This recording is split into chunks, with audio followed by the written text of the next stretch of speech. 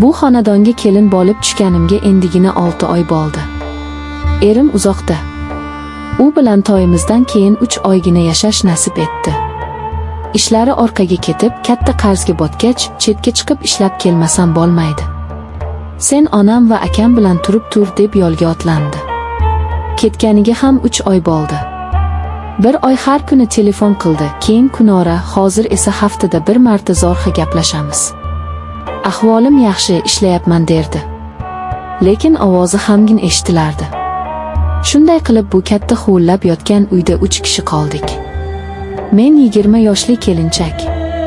50 ni qoralab qolgan qaynonam va qaynakam. Qaynotamni hech ko'rmaganman. Erim aytishicha ular 10 yil avval yurak xurujidan vafot etgan ekanlar. Qaynonam shundan beri bu katta hovliga o'zi egalik qilar. Bolalarni qattiq nazoratda ushlardi. Uyimizda mendan oldin ham kelin yashagan. Katta kelin. Qaynakamning xotini. Men kelishimdan 4 oy avval u o'zini osib qo'ygan ekan. Bu haqda menga hech kim aniq bir narsa aytmagan. To'ydan oldin sovchilar kelganda. Kattasining baxti kulmadi, xotini kasalmand edi. Vafot etdi deyishgandi. Bu uyga kelgach qoni qo'shnilardan har xil gap eshitdim. Birovlar o'zini osdi desa, boshqasi tomdan yiqilib tushgan derdi. Qaynonamdan bu haqda so'rashga qo'rqardim. U kelinini nomini tilga olishni yoqtirmasdi. Bir marta ovqatlanib o'tirganimizda bilmay o'ksinim haqida so'rabman. Qaynonamning yuzi birdan oqarib ketdi. Qo'lidagi qoshiqni dasturxonga sharaqlatib qo'yib menga sovuq tikildi. Uning nomini bu uyda boshqa tilga olma kelin. Jinniligi bor edi. O'ziga o'zi qildi dedi. Va o'rnidan turib ketdi. Qaynakam esa u juda boshqacha odam edi. Gavdasi polvonlardek, ammo ko'zlari doim bir nuqtaga tikilib turardi. Kam gap odamovi. Ko'pincha oshxonasiga kirib olib soatlab chiqmasdi. Lekin ba'zan uning nigohini o'zimda his qilardim. Oshxonada ovqat qilayotganimda, hovlini supurayotganimda orqamdan tikilib turganini sezardim. O'girilib qaraganimda esa u shoshgancha ko'zini olib qochardi.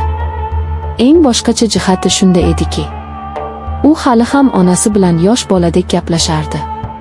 Kechki ovqatdan keyin qaynakam onasining yoniga o'tirib olardi. Qaynonam uning boshini silab, sochlarini o'ynardi. Ba'zan esa qaynakam onasining oyoqlarini uqalab o'tirardi. Bu holat menga juda erish tuyulardi. Lekin onasi-ku deb o'zimni ovutardim. Qaynonamning menga munosabati yomon emasdi. Lekin mehr ham yo'q edi. Faqat buyruq berardi. Uni qil, buni qil. Erim bilan gaplashib bo'lganimdan keyin doim so'rardi. Pul jo'natmasmikin? Qarzlari bo'ynimizda turibdi.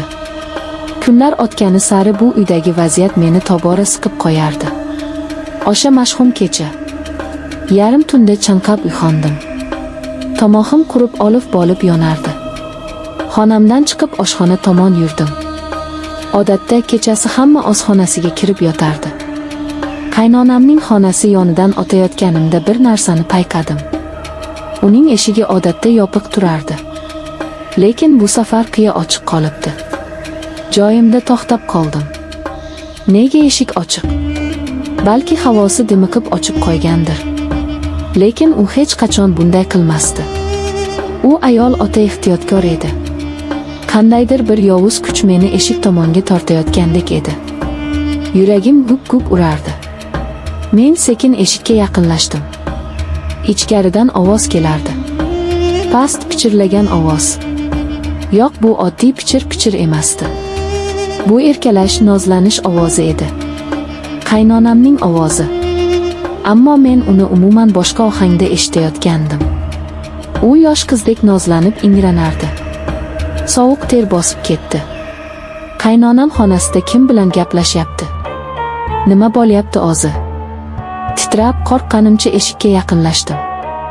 O'zimni to'xtata olmadim. Ichimda nimadir qarama. Ket deb baqirardi. Lekin vujudim bo'ysunmasdi. Xonaga derazadan xira nur tushib turardi. Dastlab hech narsani anglamadim. Faqat to'shakka qaradim.